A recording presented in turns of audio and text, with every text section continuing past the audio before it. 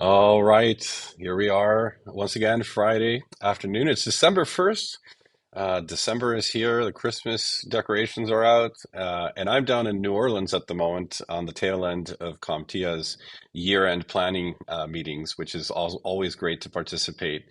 And big thanks to ScalePad, who's always been committed to that volunteer program and all the time we spend at CompTIA helping develop the industry and the trade organization that is CompTIA and all the efforts they do. So, great week seeing everybody here.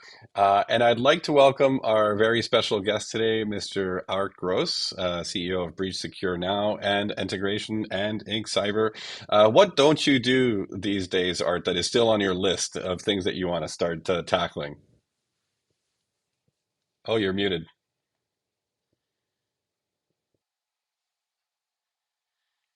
Let's see if we can get Art's audio back.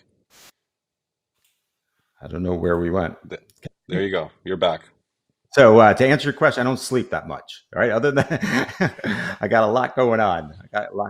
And I'm trying to get better at golf. So that just adds more to it. Well, there's an ongoing debate at ScalePad about what's the most difficult sport. The competitors or contenders here are golf and hockey. And so, Uh-huh. I mean, now that you're a golfer, would you still say golf is the hardest sport, or do you think hockey Well, is I don't still the play hardest sport? hockey. I don't play hockey, but golf is just it's like one of those things. If you don't play enough, it's frustrating as anything. So you have to put the time in. And, I guess it's anything with life, right? The more time you put into it. When I was younger, I played tennis, and I used to hit against the wall over and over and over, and I got pretty decent at tennis. Now with golf, it's like I have not put the time in. I've been playing for 25 years. I just play two times a year, and it's horrible. So trying to practice more and trying to get out there Well, and have fun with it. it feels like hitting against the wall over and over and over again is the perfect preparation for a career in IT. It seems, but you've been CEO of Integration probably the longest of all your businesses. So tell me a little bit about how you got into IT and why you continue the path, even though you're Yep. obviously clearly making a jump into the software side of things. Right. So, I am a programmer by education. I have a computer science degree, and I started working when I graduated from college. I started working at Merck. I worked at Merck for 16 years in their IT department, architecture, lots of Windows NT and lots of Windows networking. And around 2000, I left to start an IT company, Integration. So I've been running this MSP. Always had a side business, right? Setting up networks. I don't even want to say Novell and all those networks, but I don't want to date myself. But always had that, and I said, there was a gap for SMBs, and I said, I think I can help take enterprise type of infrastructure and help SMBs. Don't forget, this was 2000. We were installing virus definitions on floppies, so there was no central console. So there was a big change, and there really was no MSP back then. And did the I still have that MSP 23 years later. It's going to be 24 in January. So you know, and it really it's been a great experience. And then 2009. I saw that there was the need for HIPAA compliance. A lot of regulations were passed, and medical practitioners being incentivized to implement electronic health records. And to get that money, they had to be HIPAA compliant. They had to do risk assessments. So I started building something for our MSP clients around HIPAA compliance. And then I'm like, you know what? You know what they say? When you build something good, they'll come. No one would come. No one came. I couldn't give HIPAA away. So we started working with other MSPs and trying to help their clients. They weren't HIPAA experts, but they were getting a lot of requests. And eventually we started selling more and more HIPAA compliance. And that was 2009, 2010. And then as we started to build a channel, 400 MSP partners, 600 MSP partners, they kept telling us, we really like your training, policies, risk assessments, but I have non-healthcare. Can you help us? And I was like, no, we're HIPAA experts. That's all we want to do. But kept getting asked more and more. And then we spun up Breach Secure Now. And now we're up to 3,000 partners, another 8 years later. So I still have integration, HIPAA Secure Now, Breach Secure Now, and in the last 2 years started Inskyber, which is it's basically a cyber insurance MSP broker for insurance. So I wear a lot of hats, got a lot of perspectives, and everything really revolves around MSPs and working with MSPs and their SMB clients. Yeah, well, the insurance perspective is certainly one that, in several conversations over the last few weeks, it seems to come up over and over and over again that insurance seems to be the industry that is most moving the cybersecurity landscape forward, whether it's compliance or GRC or any of these requirements that are kind of getting people to level up. And Yep. so, I mean, you must see it obviously from the brokerage perspective, all the requirements coming in and even the evolving nature. And so I wanted to ask you a little bit about that evolving nature of insurance, because I think from 5 years ago to now is when we've seen sort of the most changes happening in that industry. But tell me a bit of your perspective. Well, cyber insurance is really driving cyber insurance, cyber security, I should say. It is unbelievable because, go back to compliance, HIPAA compliance. Healthcare only really does HIPAA compliance if they feel there is going to be some enforcement, right? If you feel like if you don't do it, there's something bad's going to happen. And, in history have shown that there really isn't a whole lot of enforcement. There's some big thing. So what you start to see is, smaller healthcare organizations. They're just like, I'll roll the dice. I won't comply with HIPAA. I won't do the things I need to do. The difference with cyber insurance is if you want insurance, you better be able to fill out that application. Mm, You better be able to say, yes, we have EDR. We are training our employees. We're doing backups. We're recovering. So cyber insurance is really, the organization wants what the insurance carriers are providing. So in order to get that, you have to comply. And if you start to look at those risks, those applications, they look like a risk assessment, right? They want to make sure you implement cyber, the controls, the administrative, physical, technical controls. So in a way, it looks like a NIST-based risk assessment. And then if you really look at evolution, 5 years ago, five questions. Do you have a firewall? You're backing up? You have antivirus? Good enough. Here's your insurance. Now those are 10, 15 pages, 60 questions, details, sections to put diagrams, and you have to tell a story. You truly have to tell the carrier that you are implementing cybersecurity. Otherwise, one, they may not insure you, or two, you're going to be charged a whole lot. So yeah. a big change in the last 5 years. It's a bit of the scary realization, and we operate in certain circles where there's a certain baseline or standard or norm of performance, I guess you could say. But it strikes me as quite likely that many of the IT providers and small businesses are not even pursuing cyber insurance at all, therefore not even have any of these Right. requirements on their radar and not doing anything for their cybersecurity, of course. And of Yep. course, working with consultants or um, I'll use the derogatory term trunk slammers that are not doing anything to other than just bill an hour here and bill an hour there. Um, and so, but my sense is obviously these requirements are getting more um, impervious and onerous, and it's Yep. becoming more difficult to operate any kind of business without some kind of cybersecurity liability insurance. And therefore, it's going to be a lot more people in line. I think some of the vendors Absolutely. that now you work with, even we saw this from some customers, and it wasn't just an insurance requirement, of course, but with the MSP, we saw some customers finally starting to have the conversation. But like, I think we might need to have like a security committee that can work on some of these questionnaires that our prospects are sending us Yep. before they'll let us work with them.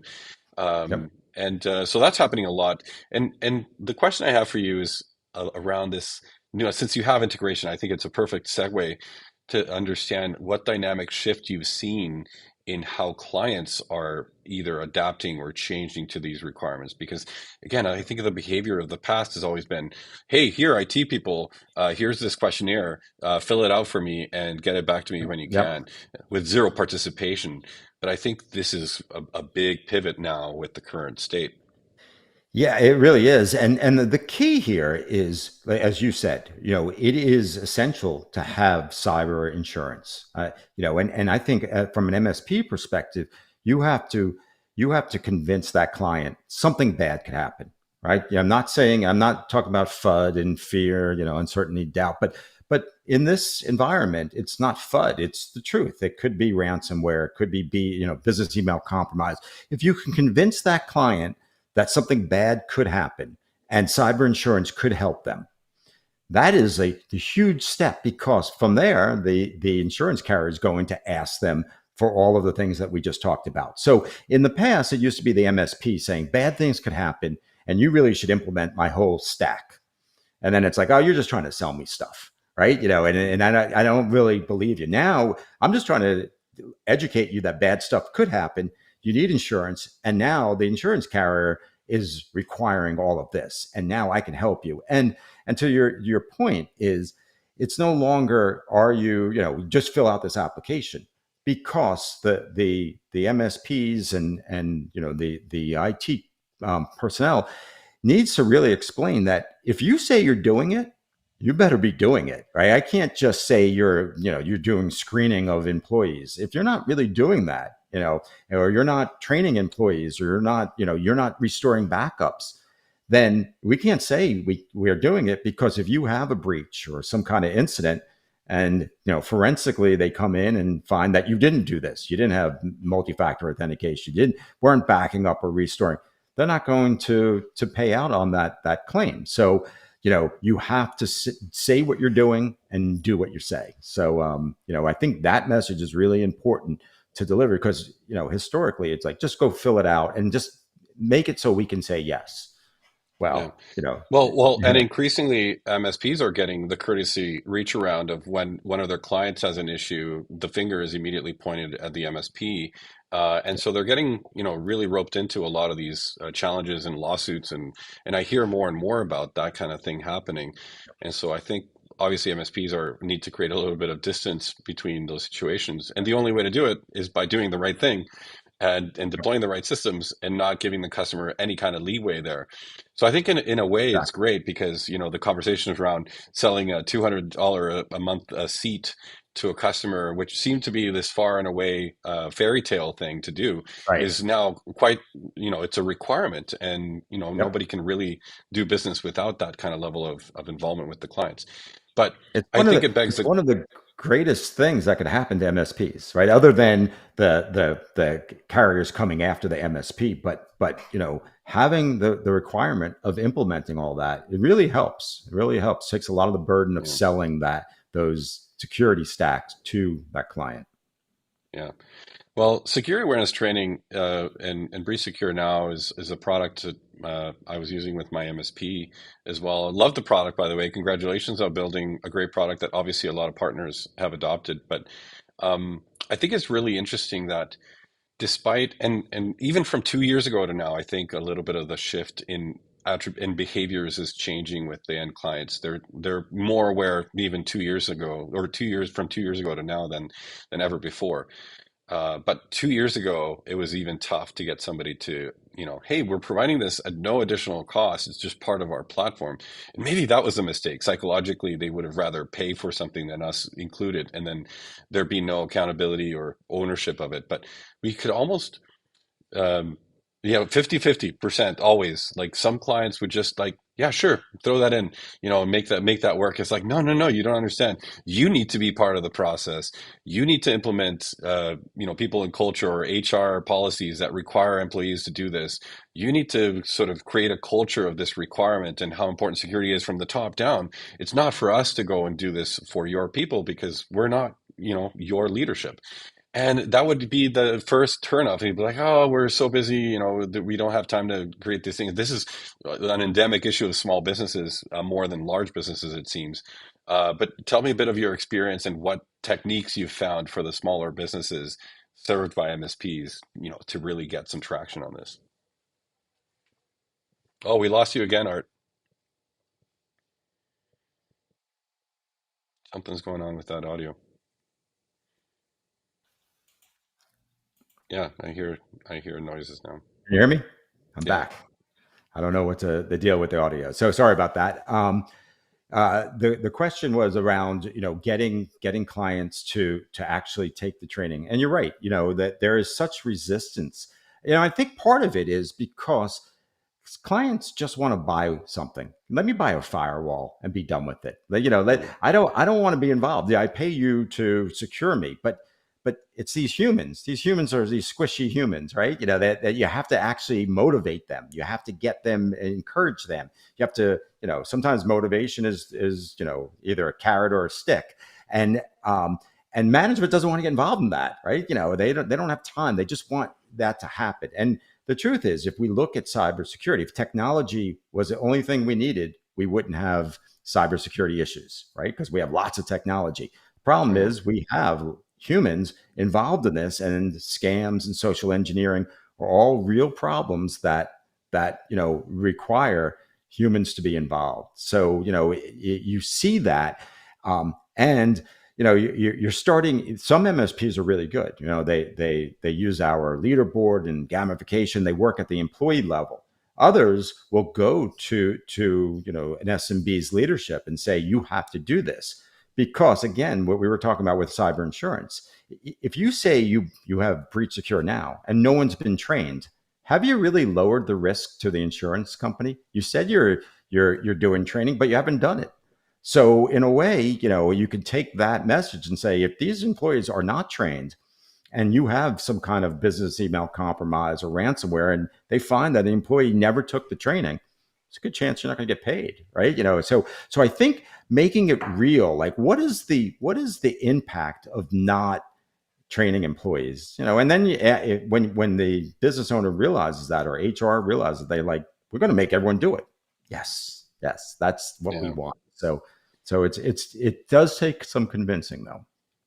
Well, and it's probably worth repeating, even though I probably bring it up on every live stream. But I was having a conversation a few weeks ago. I think it was maybe a couple people have mentioned it, but Matt Lee, Chris Weiser has talked about this too. And it's this idea that when people think about technology, and this is a challenge for a lot of SMBs, when they think about technology, they're always thinking about what is the ROI of this technology for my business. Yep. And the challenge is, I think cybersecurity has shifted to be a zero sum game. Like you actually want to have no ROI, like a zero ROI on cybersecurity is actually a good thing, Right. because the alternative is actually losing hundreds of thousands of dollars. And so you're trying to prevent a negative result by being at a zero result. And I think this changes potentially the conversations a little bit. And again, I'm sure you are in front of a lot of MSPs discussing many of the various techniques that they have to get their customers on board. And I don't know of many MSPs that actually charge separately for secure awareness training. To be honest, I think a lot of those things tend to be included in their all-you-can-eat The type of managed unsuccessful services plans. ones. The Unsuccessful. Well, unsuccessful ones, because it gets back to, if you ask a client, do you want antivirus? They'll be like, well, isn't that included in Microsoft, Windows? If you ask if they want a firewall, well, don't we have a yeah, cable modem? If you ask, do you want to train your employees? Do I have to? It's like, no, we're going to bundle this in. This is our complete stack: technology and humans and process and all of that. And you don't the successful ones don't ask, do you want it? Because that's when you have trouble selling it. So yeah. we got a lot of partners now that just say, I'm including it in my managed services, just going to roll it out, and I'm going to really push the adoption of it. And by the way, like I try to always wear the hat of the small MSP, the one person shop, the two-person shop. And I think it's easy, as 23, almost 24-year veterans to forget that we once didn't know how to do that. And Yep. so it's always interesting that these conversations keep happening over and over again. Some people are frustrated by the repetitiveness of it, but I think that's just the nature of the MSP industry. There's people that are coming in it on all the stages of the journey, from starting Yep. from scratch with a one-person shop and helping their, cousin's business, to the person who acquired a franchise and started with a Right. 10-person business. So Yep. um, I think it's important that we continue refreshing that communication. I remember somebody said to me once in a big corporate setting, it's like nobody ever got fired for over communicating, Right. or saying things more than one time. But certainly a lot of things are missed when you don't. And so, And we know it from being vendors, right? MSP hat, but being vendors, you want to make your partner successful, and some of them just get it, right, and they're just they're blowing out sales, and the other partners, they struggle. I can't get anyone to buy this. What are you doing? How are you framing it? And they need help, and yeah. that's the key. As we with 3,000 partners, you could have it all over the spectrum, right? You have partners that really get it, and you have the one person shop that help me. And we know, like, we have to give them marketing, we have to give them sales tips and things to do. And then what I find is other partners, other MSPs who are successful, sharing that with MSPs. This is what I've done. This is how I, buy lunch for people that are on the leaderboard. This is what you can do. This is the benefit of that. And a lot of times the MSP likes to hear that, because it's like that, it's not the vendor telling me, it's another MSP, and this is the way it worked for them. And they start to adopt that. So you do need to keep delivering that message in all different types of forms. Yeah. So the secure awareness training content, let me get into that for a sec, because this is a super interesting part that I think when you started BSN 8 years ago, um, the evolution of training content was perhaps a different clip rate than it is now. And there's so Yep. many things changing these days. I'm curious just to hear a bit of your process around staying on top of the trends, and not only that, but making them digestible and consumable for all the end users. A bit of that, process internally. I find that fascinating. Yeah, it's really, the thing about security awareness training is it doesn't take rocket science to create training videos and say you're a security awareness training vendor. It really isn't. The problem is, how do you get people to actually engage in the content, to actually learn, to actually Mm. become secure? That's the tough part. Creating a video, you can outsource it to anyone, you can have videos. So, you need to make it relevant. And one of the things that we do and that we've been successful with is, you mix business and personal, because someone can't be secure at home and then forget about that at work. Right. So you really want, if you can get them to care about their kids' photos or graduation videos or tax returns, you're going to be much more secure at work. So it's really important to think about, put the hat of the actual employee.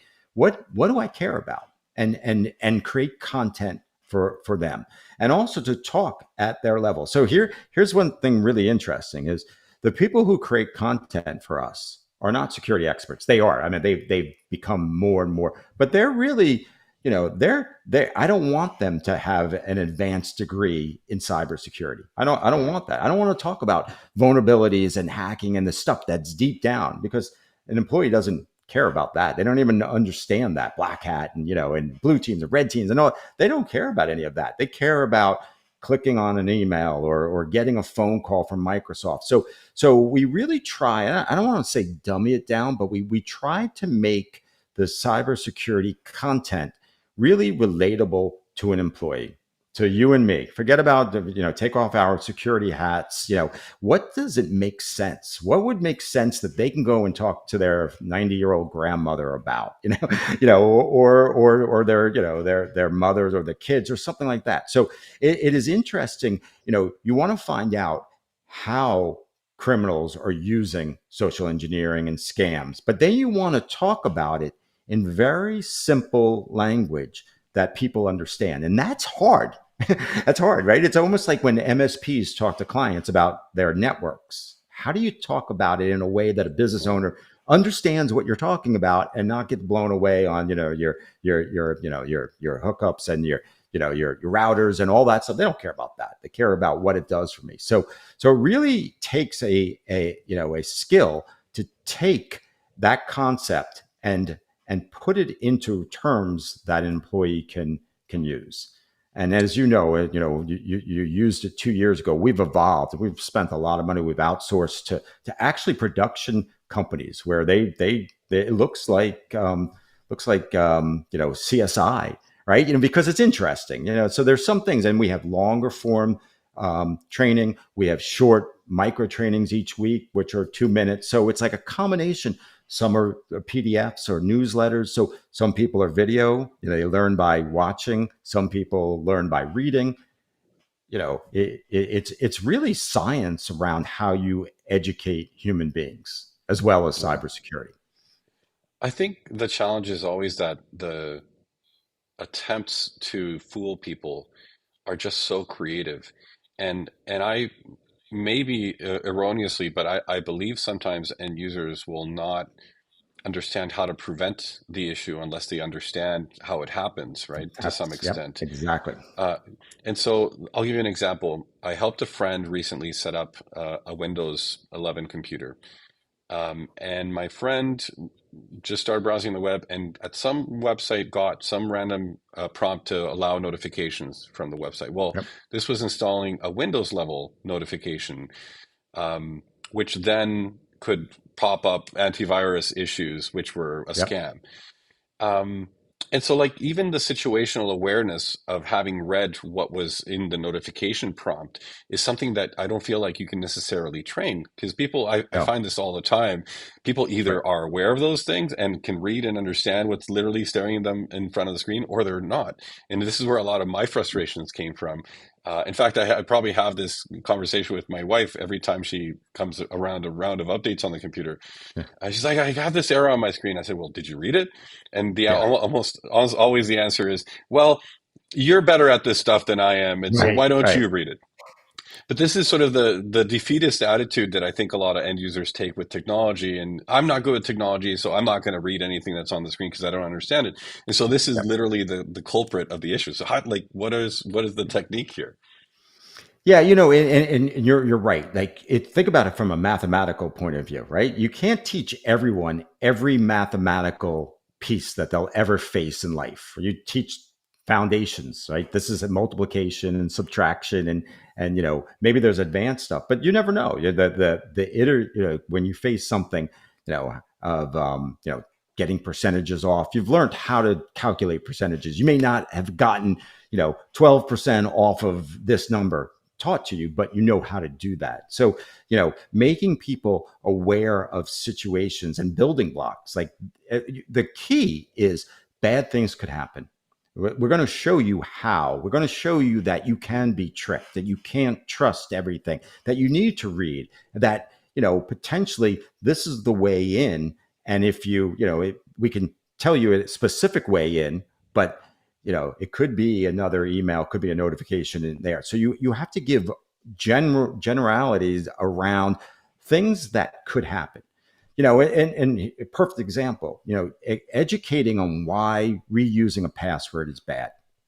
There's so many people. You ask, people who are not in IT. Yeah, I use the same password. We all have. Don't get me wrong. We all have it one time because it's easier. If you're not using a password manager and there's 200 sites, there's no way you remember all those, right? So explaining why that's bad, what the dark web is, how it's reused, and it's like, whoa, they can do that. Yes, that once an employee or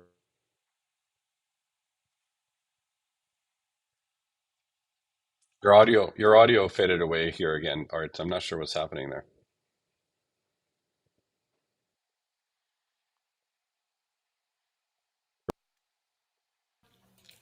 can you Yeah, hear as me? soon as you mute and unmute, you're back. Yeah. Okay, yeah, you can hear me now. Yeah. So I'll start over from the beginning. No, what was the last thing that you heard me say? Uh, you were saying as soon as you start to explain to them, the details of the thing. Right. And and it's like password reuse. Did you hear the password reuse? So Yeah, yeah. it's It's like, impossible as to soon as maintain. they Yeah. yeah, yeah, as soon as they say this could happen to me, that's when you have started to raise awareness of the way things happen. And you don't want people being, you know, totally paranoid, but at the same time, you need them to understand you can't be. Lost you again, Art. I'm not sure what's happening there with your audio, but it just seems to fade away.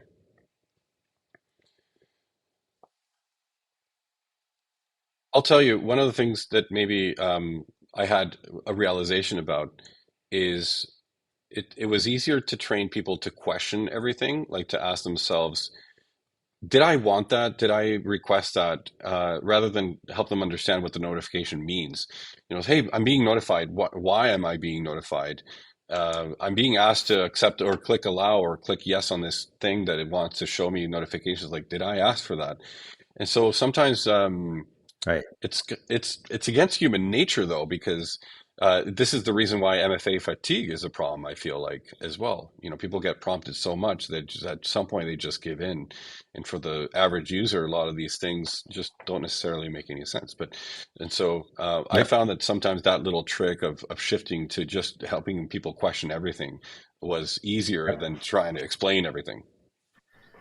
It's tough. It is tough, right? Because there's so much, and there's so many different ways of them being scammed, and it's and now if you go with AI, and before it used to say, well, look in a phishing email, look for spelling mistakes, look for perfect language, Yeah, maybe the problem now, right? So yeah, big it's words. ever AI changing, and provided. yeah, right, exactly. So it is really tough, and if you think about it, the technology works. Most of the time, the technology works. The humans don't work a lot of times. They're the ones who are actually opening the doors to let criminals in, even though you have layers and layers of technology. So it's a tough situation for everyone. That's why I don't think security awareness training is going away anytime soon. Yeah. Well, let's jump real back over to the insurance piece real quick because I feel like the insurance conversation is still very much evolving. And I'm curious, as a broker, perhaps you get an inside track into what are some of the things that are sort of shifting now that are going to cause a ripple effect in the coming months or years. And I'm curious, sort of, what your perspective is on that. What do we have to be ready for, sort of, as an MSP community? To deal with from just even an insurance perspective. Yeah. So, what's interesting is these applications are changing month to month. So, there could be a breach of a software vendor. And then the application is asking, do you use this? So, insurance carriers have totally figured out that the only way to not have to pay claims is to really ensure that we are lowering the chance of breaches. So they are getting into detailed, are you backing up? Can you restore? How quickly can you restore? 4 hours, 6 hours, 12 hours, 24. So the level of detail. So it's no longer just, do you have a piece of software? What software are you using? What are you using for EDR? What are you using? How many times have you restored that? So when you think about it, they are sharing the risk with MSPs, with the client, and that's not going away anytime soon. And we're starting to see rates stabilize. They were exponentially going up. They're pretty stable now. They're only gone up, less than 5% in the last quarter or so. So we're starting to see rates stabilize, but you're going to see more and more requirements around cybersecurity, and we have to keep educating our clients that this is happening. And if you have insurance today, next year's renewal may not look anything like what you were required this year. So you have to start early, because you can't just implement. Okay, we're going to implement a whole EDR solution in 2 weeks, right? And we're going to roll that out to everyone. It takes time. It takes planning, and so you have to be ahead of that renewal 3 months. Being ready to find out what is required. So it's a big change in keeping mind, cyber insurance, top of mind. Yeah. Does everybody at Integration is everybody an expert in BSN? Is it one of the most utilized tools? I struggle just like our partners struggle. We have some clients who love it, adopt it. Some clients that my employees are smart enough. I don't have the time. It's the same thing, So yes, I mean, majority of our clients do have it and use it, but I struggle, and the MSP struggles just like our partners, which is good at times because I hear what they hear, right? And Yeah. and so that helps on the marketing and the sales messaging. Well, and I feel like this unique position of being at an MSP, but also being at a vendor, is not the same as being close to your partners. It's not always the same type of relationship or feedback loop per se, but rather is so symbiotic. I was talking about this with Nick Ross last week because he's a developer. He's got his YouTube channel. He's got his blog. He Yep. does a ton of stuff that is what I'd consider sort of a side hustle. to his main gig. And, he's been doing that for a long time. And I think the vendors that embrace a bit of that mentality of, hey, this is actually helpful for us because we can Yep. understand this better is so powerful. I saw that with my time at IT Glue. I see this now with my time at ScalePad. And even though I've transitioned now finally out of the MSP, and I say finally because I think Finally, my yeah. time, yeah, I was ready for the transition, but it was always you always had a much nimbler finger on the pulse is the best way I could Yep. describe it. And so I'm sure this is the same for you, and you probably get direct feedback from your team at Integration of stuff that It's you bring it's to BSN immediately.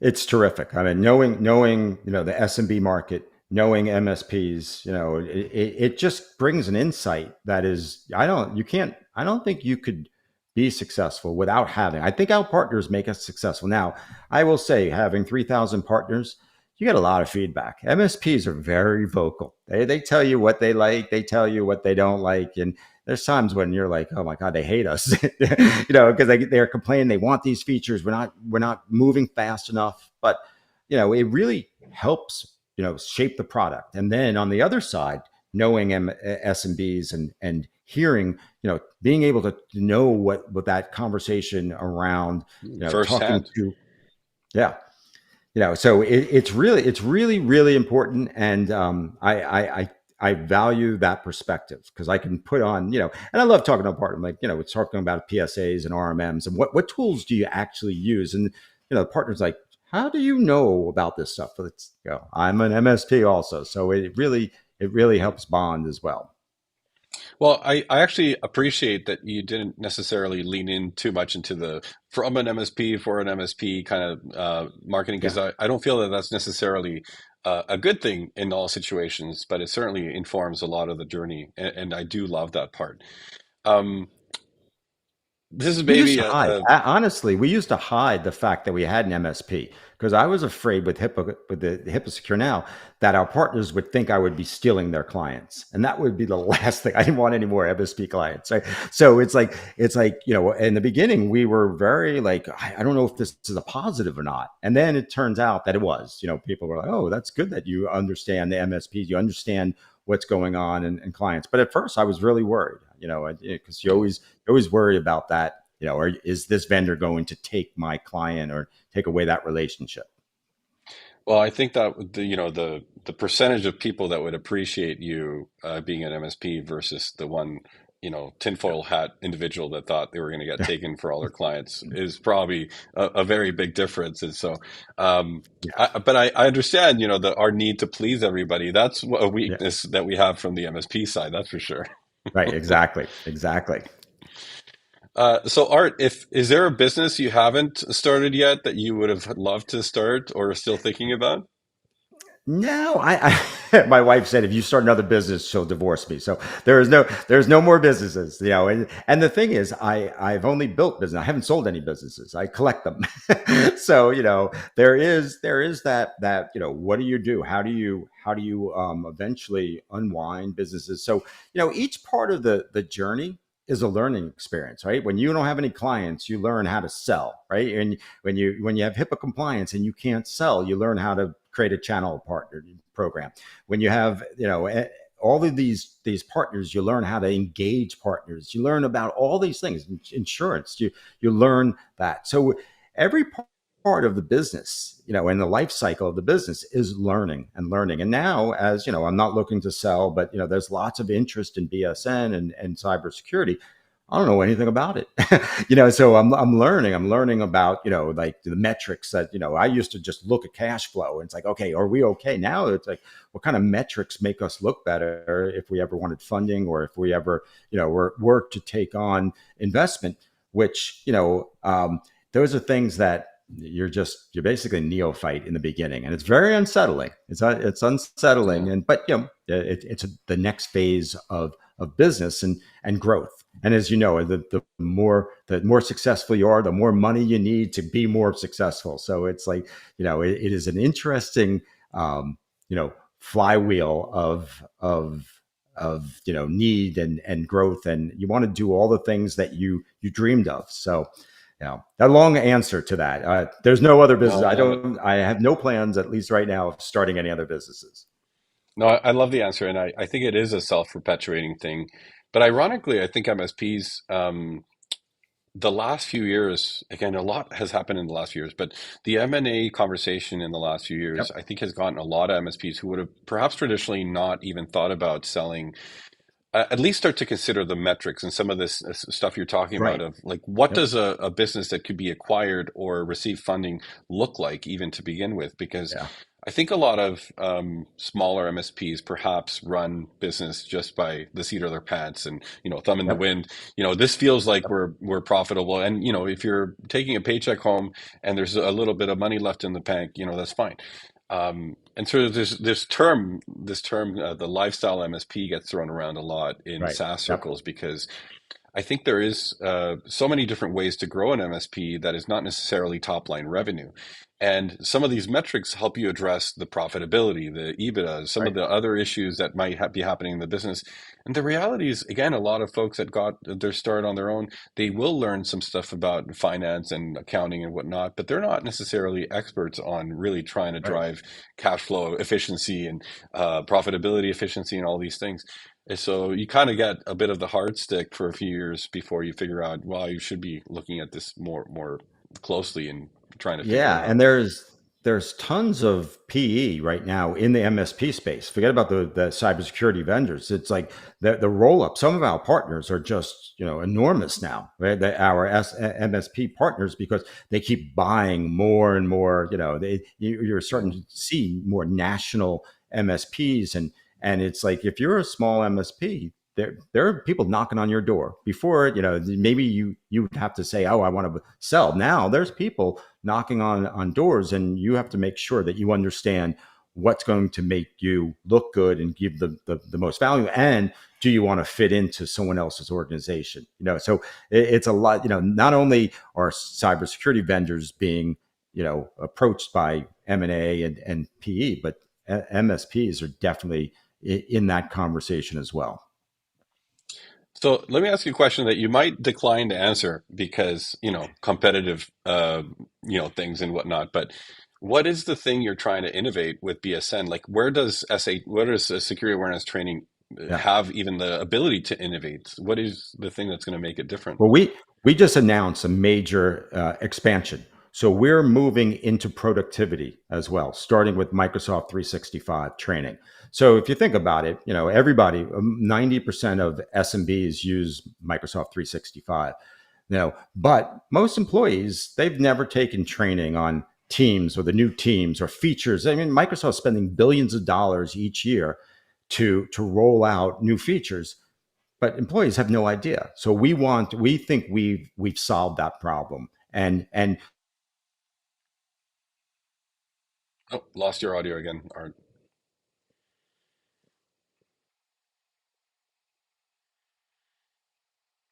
Quick mute and unmute seems to do the trick.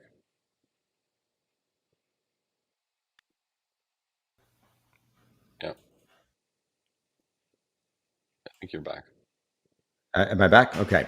So I have no idea why this is happening. So, but by moving into productivity, we think there's a big opportunity here because you're really trying to get engagement of an employee, and some employees could care about security. Some employees could care about productivity. Using Microsoft in a way that they don't know how to use Excel or Word or PowerPoint. So that is a big piece for us. So, 8 years ago, it made sense. Standalone cybersecurity. You logged into a portal, you got your cybersecurity awareness Mm. training. Now we're launching our Microsoft Teams. We got a little lost you again.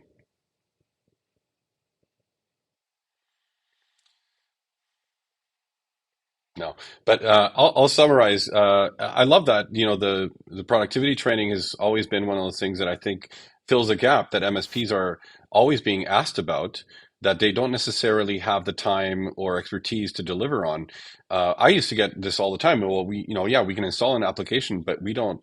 we're not responsible for training your staff on how to use that thing from A to Z. And Right, so I love right. sort of the ability to delegate this to the platform and the tools that provide all the content for it. So, genius idea. And And it comes back to the integration MSP clients are asking us, how do you do this? And we used to be in conference room teaching, here's how to use Outlook. And then there's a new employee. You couldn't do that. So it couldn't scale, just like security awareness training. So we think we have a real opportunity to combine both, deliver it in Microsoft Teams where you're reducing friction, right? You don't have to log into another portal. You're in the tool that is being used. So really exciting, right, exciting stuff for 2024. And we can't wait to release the first quarter 2024.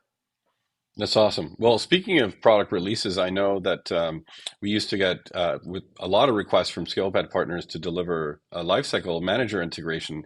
Lifecycle Insights, who we acquired earlier this year, had that integration in. So people were like, "Oh, we need Yep, it in Lifecycle Manager as well." And I'm happy to report it as a little bit of a sneak peek because we haven't even announced it outwardly from a marketing perspective. But we brought the BSN data now into Lifecycle Manager, and so for anybody that was curious when that was coming, it should be available to you now in your portal. that's great. So go have a look at it. And so we've always we started this conversation. It feels like actually a year ago at the last IT Nation, we had a little Yep. conference between you, and we sat down with Dan and hey, we should look at doing this together. And it was so good. And obviously the team's got the thing working, and I'm so glad that this is launched because I I am think too. Yeah. this visibility of security awareness training, just speaking about process for a sec, is so important to the account manager or the VCIO or the person delivering QBR's role. In many cases, again, this is the owner or operator in the smaller MSPs, but in some of the larger MSPs, there are people dedicated to doing this. And I heard a comment a few months ago about I don't want my VCIO spending 40 minutes of a 1 hour QBR talking about the 3 employees out of 200 that haven't Right. completed their security awareness training. But the visibility is important because I think these are people that are creating risk for the organization. So deliver the data, make it visible to the manager or Yep. the person that is your point of contact at the client, and let them help you take care of the issue and move that stuff along. But Yep. so Yep. very And I excited about think this integration. Yeah, and I think our employee secure score, that FICO type credit score, is really going to be helpful as well because it takes all those metrics and very easy to see which employees are trained, not which are ignoring, and they're not ignoring, and they're really they are strengthening themselves. So Yeah. I'm excited. I'm glad to hear it. We're launching that. Well, and the opportunity, I think, with this FICO type score, we have a similar thing in Lifecycle Manager with the DMI score. And it's strictly right now risks in software and hardware assets because that is sort of the core data set. But I think we're seeing this journey, generally speaking, of these digital health scores starting to become a super important part of an organizational's readiness for, being cybersecure or the ability to Right. get insurance. And so I love that these things can now become a part of that, overall score and bring it into the fold of not only that, but also the hardware is up to date and assets not completely old and decrepit and on the network and not able to get Right. updates and Right. creating security risks and all this stuff. So I see so much opportunity for this to control or manage a lot of those baseline controls that are in many of the frameworks. CIS has controls about hardware Yep. assets. We deal with SOC 2 customers a ton with our GRC product and control map. And we see this all the time. The lifecycle manager stuff is solving this problem in an automated way. And it's exciting to see people sort of finally latching on to just let the tools take care of all that business because it's otherwise such a heavy lift. And security Right. awareness training is no different. Like I love that BSN does this whole manager role thing, and you can easily do it with group memberships in the directory of the client and Yep. just have it be automatic. Like there was a point where we got to we like as soon as we created a user and added them to the necessary groups, like that was it. They got everything else was automated. The welcome emails, the invites to do the training, the manager could see the results. All that stuff was just so great. It's like, wow, I not having to touch every single employee that onboards at a customer for their security awareness training. is a I'm going to need a big help. testimonial. That sounded great. Hey, maybe I'll just send you a clip from this video. That sounds good. Sounds good. Well, Art, I'm going to have to challenge you to a tennis match. I don't know, your skill level. Mine's maybe, in the 2.5 to 3.5, depending on the day. But it seems like when I haven't played for a while, I play great the first time, and then it goes Uh-huh. downhill from there. So I'm going to Yep. catch you on one of those sort of returns to tennis, and we'll see what happens. I've played with Chris Groot from Enable now. I played also with Robert Okay. Wolburn from I Enable, look forward and to it. so I look yeah, forward I've to made it. it a task now to try and pop up somewhere around the world with a tennis racket and see what happens. And so, yeah. I'll have to bring my racket next time we're going to be at the same conference. All right. Well, I'm gonna message you about that because we're likely gonna share a lot of booth space in the next little while, just always at the same events. And so, I love it. Art, Sounds good. it's so great always getting a chance to chat with you because you're so insightful. And I loved your just broad perspective across all these areas because you're so closely associated with not only the MSP workflows, but also the security awareness training and the insurance side of things. So thank you for sharing your ideas and your comments and your perspectives. Well, So great to thank have you. you. Thank you. And, thanks for having me on and have a great weekend. Yeah, likewise. And everybody else, thank you so much for joining us today. Once again, Fridays at noon Pacific, 3 p.m. Eastern, we're always live. Unless we have to move it around for some particular scheduling thing, but we'll try to let you know always in the socials that that's what's happening. But otherwise, we hope to see you next Friday. You can catch a recording of this on LinkedIn, on ScalePad's Facebook page, or also on ScalePad's YouTube page. And thanks, ScalePad, for sponsoring this live stream. Until then, thank you so much. I'm Luis, and we'll see you next week, everybody. Thanks again, Art, and have a wonderful weekend. All right. Take care, everyone. Thank you. Ciao.